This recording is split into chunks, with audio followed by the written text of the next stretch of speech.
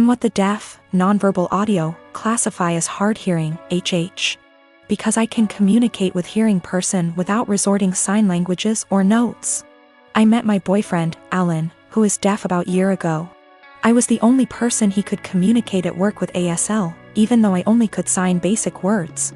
Later, he began to teach me in more advanced ASL, and we found out we have so much in common in TV, movies, books, tastes with similar goals and desires in life that we became best friends that evolved into a romantic relationship. We're going strong 9 months now, and we're compatible in every area. It's the best and healthiest relationship I ever had, and I'm always excited and giddy to see him at work or when we wake up together. He feels the same, and we're talking moving each other as soon his lease is up in 3 months from now. 2 months ago, we decided to meet each other parents, which all are hearing. He's their only deaf son. Alan met mine, and it went fabulous. Then we met his parents, Irma and Paul. I thought we got along because they were smiling, gushing and laughing, but I'm beginning to believe they were putting their best masks for the sake of their son. One time on a family's birthday parties, Irma said in front of the ladies with me next to her, "It's so impressive you can talk with that speech impediment. I barely can understand you myself." She said as jokingly manner, but no one laughed. Everyone glanced at each other awkwardly, and I just stared at her. Then excused myself. At first I wasn't sure if she meant as generational ignorant way like, who's the woman in the relationship? To the gays. I didn't mention to my boyfriend because I was hoping it was only time remark. It wasn't.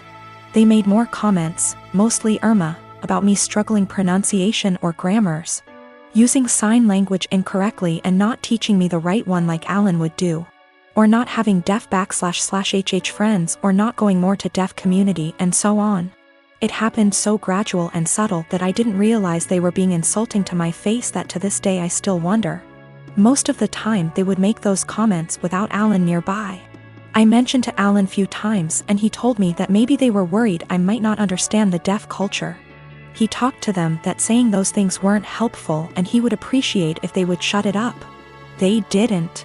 Few weeks ago at barbecue party, Irma and Paul sort of insinuated about my parent for not giving best tool for me, saying it was a shame that my parent didn't put me in deaf school, or letting me to get cochlea implant, or letting me to study abroad in non-deaf university program.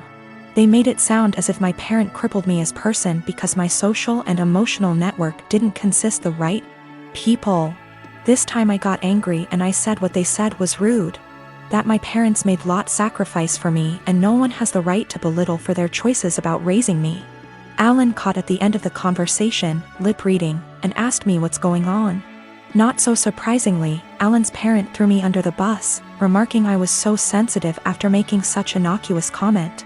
Alan saw I was uncomfortable and asked me if I want to leave. I said yes, and we left. When we got home he asked me what they said to me.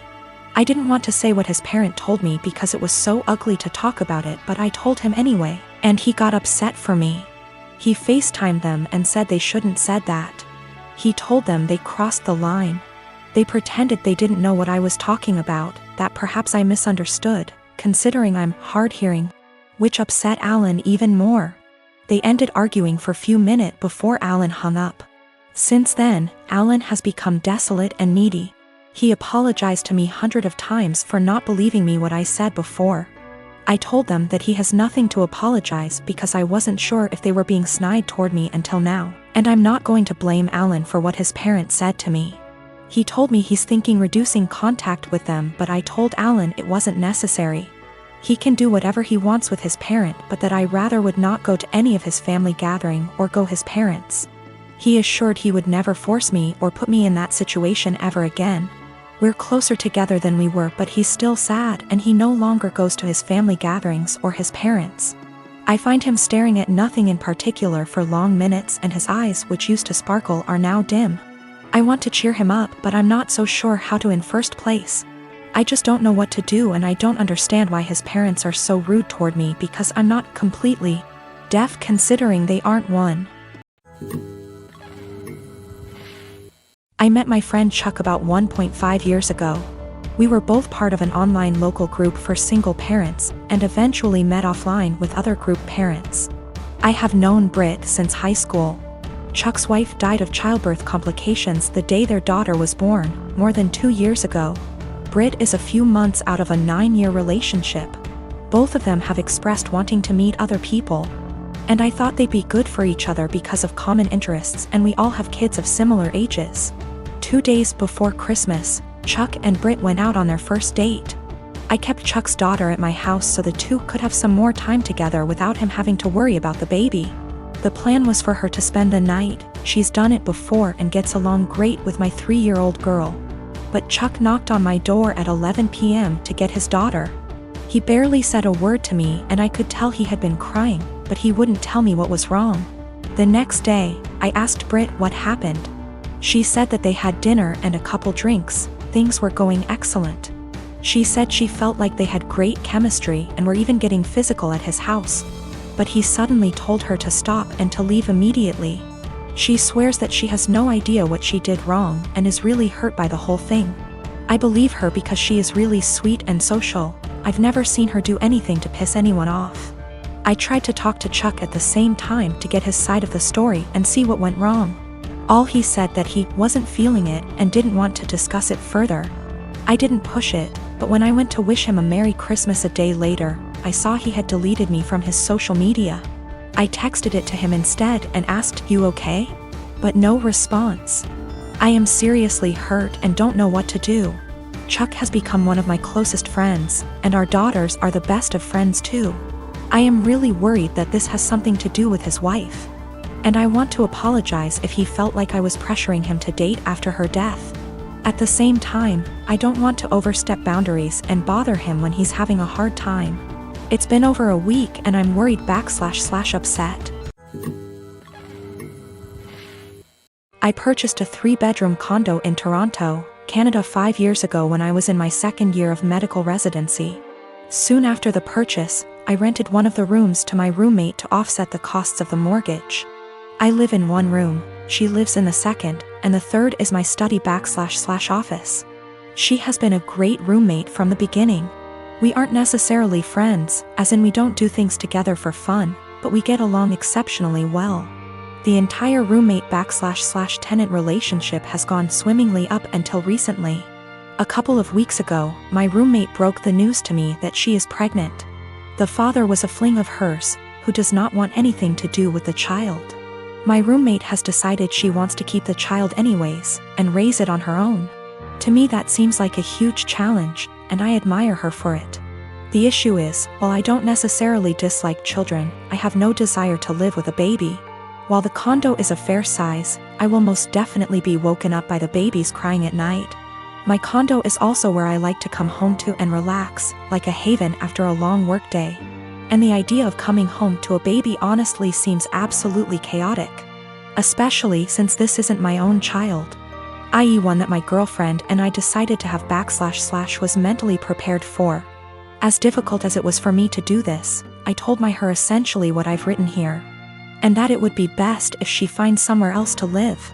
I am not rushing her out or anything like that. I have given her 6 months notice. Since any later than that will come too close to the birth. She was honestly quite taken aback by this, and thought that I was being cruel. Her primary concern is that rent has gone up substantially in this city since she signed on with me. I haven't increased her rent since she moved in, so she's essentially paying 2015 rent. She works as a waitress, and will likely need to find a lesser apartment to keep within the same budget. A couple of other considerations are that she was out of work while restaurants were closed. But I did waive her rent for that period. All of the furniture is also mine, aside from her bedroom, so she would need to figure something out on that front as well. Aside from all of the child expenses. I understand her position, and I feel horrible about the situation, but I honestly can't do it. I haven't been able to give life much thought lately, as work has been quite busy. Firstly, I have a friend in real estate, and I'm going to see if they can help her try to find some affordable listings. Secondly, as I don't plan to take on another tenant after her, and can afford to do this anyway, I have decided I'm going to waive her rent for the remainder of the tenancy. This will hopefully give her a bit of a boost to get on her feet.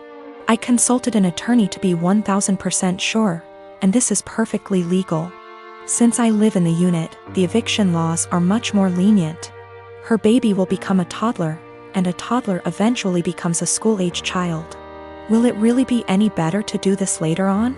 When I came home from work today, I told her that I wanted to discuss the overall situation. Before I even began, she actually apologized to me for how she spoke to me, and for expecting that I would be okay for her to raise her child here. I told her that her apology is totally unnecessary, as her reaction was completely understandable considering the uncertainty of her future. I then told her that I would waive her rent for the Rema. My son's dad is going through some financial issues at the moment and struggling to make ends meet, and I try to be understanding. I try my best to give my son nice things. Now his nice clothes are reserved for going out. If he wants to play, that's fine, but he can go and play clothes. I do not want him playing in those clothes, and I sent him over there with a bag of causal clothes. We go to Mass every Sunday and I have him dressed nicely. Now during Mass I gave him to my ex because at that point it is now his week to stay with Alex. However, every single time, Alex will come back to me and his clothes will be wrecked, whether it's played in dirt, ripped. The buttons are off, the jeans are stained or ripped as well. I've thrown out multiple shoes because my ex will not have him change into the play clothes that I sent him in and just let him play in the nice clothes. I do not have him like this all the time. I don't have him dressed dressy or in his nice clothes all the time, just when we're going to something important. Most of the time he's in stuff that he can play in, and comfortable clothes. It's not like I have him in that all the time to where I'm always stopping playtime to change. At this point I'm so over the nice clothes being ruined because he refuses to dress him and play clothes for whatever reason. So before Mass ends I will have my son take off the nice clothes and dress in casual clothes. I've been doing this for about 2 months now, and it has helped my bank account a lot to not have to spend a fortune whenever they get wrecked. I'll also point out that I tell him this multiple times, every single time he brings him back with nice clothes being ruined. I will send him a message reminding him to please put him in play clothes before he plays in the mud or the park, etc. However, lately my ex has been very upset that I'm not sending him in nice clothes. I told him that I used to, but he kept on ruining them for whatever reason, and I don't want them ruined. He's saying that I'm flaunting in his face that he's broke right now and can't afford to buy him such nice clothes. That is not at all the case. I said that that is his own insecurity talking because I have never ever done that, and I'm giving him multiple chances. I'd even be fine if he at least washed them to the point where they weren't unwashable and stained. However, he keeps saying that I am rubbing in his face that he can't buy him nice clothes right now. He needs those clothes whenever they go out to somewhere nice, and I'm being an asshole to him because he lets his kid play, and I don't want him to enjoy his time with his son and they're just clothes. I said if it has such a little significance to him then he doesn't need them that bad, and there is no argument here. He's pissed at me. I told her to a couple of my friends and family and they agree that I'm the insensitive to his situation.